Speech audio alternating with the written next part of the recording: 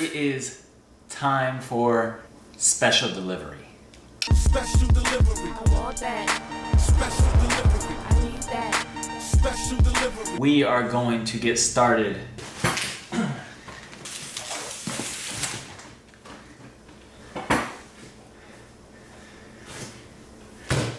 This is the big boy. This just got here today and we're gonna check out what's inside it. Rather than open it, I figured this would be easier. And we're back. So, I got a few pairs of what are the Off-White Nike collaborations in. As you can see, we're gonna check some of them out. First and foremost, we have, what is this one? Air Max 90.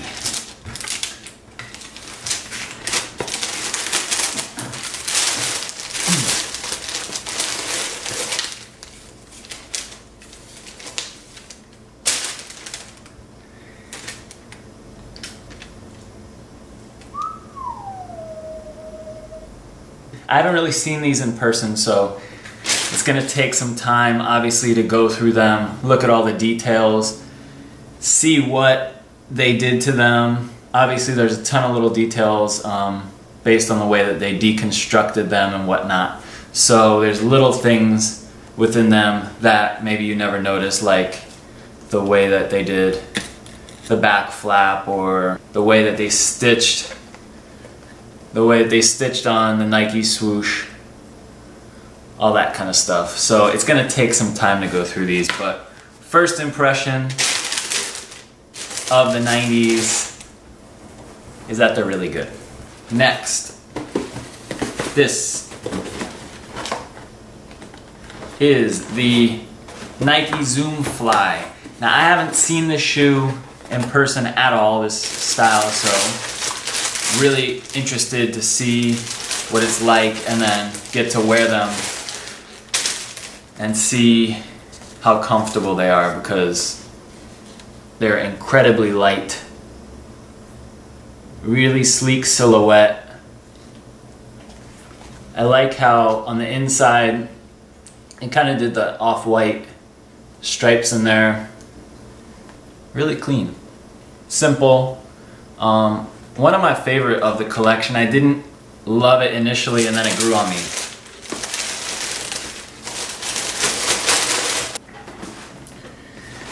Next is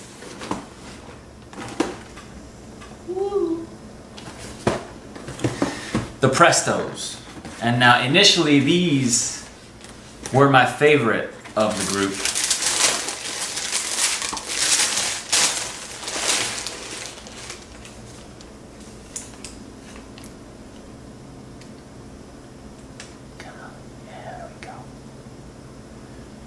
Initially, these were one of my favorite of the collection, just because of what he did with them. I thought it was really kind of interesting to see the silhouette and the way they changed it, the way that he used the materials, but really stuck to what the shoe was. For me, when the Presto came out initially, it was kind of like a really forward-thinking shoe. I was in high school at the time, and I remember kind of just enjoying the way that Nike approached it as a new concept. So the way that Virgil approached this one, I felt like really stuck to what the shoe was about initially, and I really enjoyed seeing what he did with it. And in person, it's pretty much the same thing. I've heard it's extremely comfortable and really nice, so really excited to get these and get them on feet.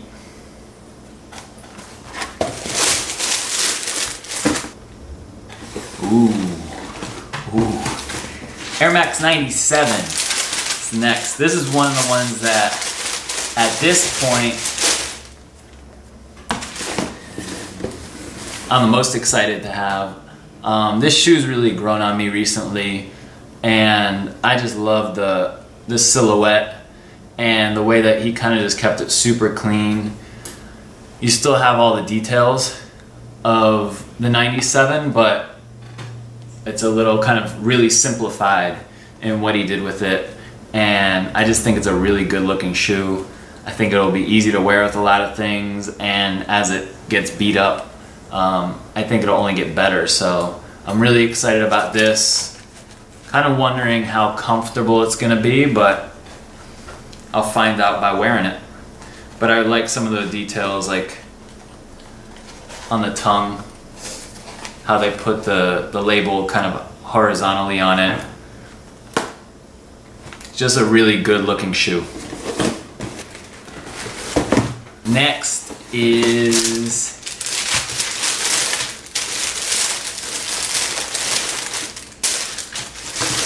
a pair that's not for me.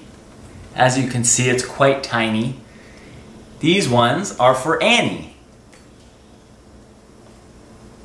She loves the Air Max 90, and it's kind of a special shoe for us. She got a pair of Air Max 90s when we went to Shanghai the first time, and she's kind of really loved this shoe ever since then, and gotten some really nice ones, to be honest.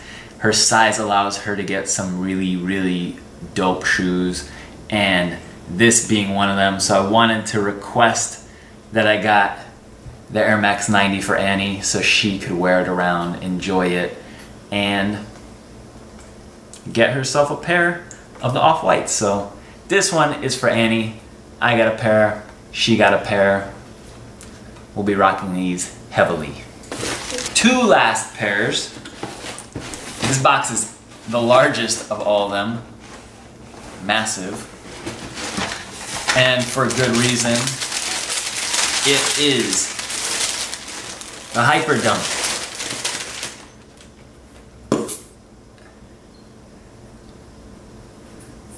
I've never, ever, ever worn a Hyperdunk.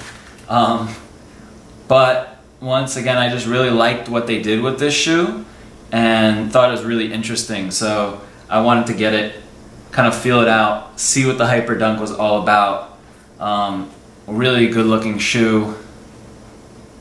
I like the fact that they went from some of the really classic shoes like the 90, the 97, and then they went into the Hyperdunk, which is obviously really futuristic feeling, you know, pushed some of the new technologies and whatnot. So really excited about this shoe. It's a little moon boot, and to see what that's all about. So one last pair now, which, if you know me, knows, you know it's the most important, and that is the Jumpman. Most important, the Jumpman. Boom. Got the gold Jordan on the box, set of shoelaces, and the Jumpman. The Jordan 1. I feel like this one was a no-brainer. Obviously, if you can get your hands on it, you get your hands on it. And if you know me, I am a Jordan guy. So I had to try and get these. Luckily, I was able to get them thanks to some friends, and I'm really interested to check out more of the details of these, obviously in person.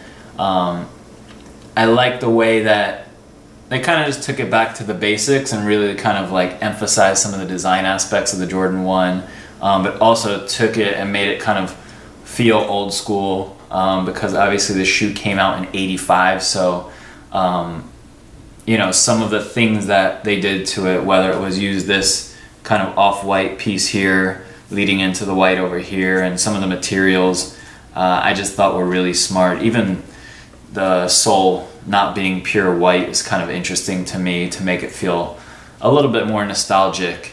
So this is a really interesting shoe to me.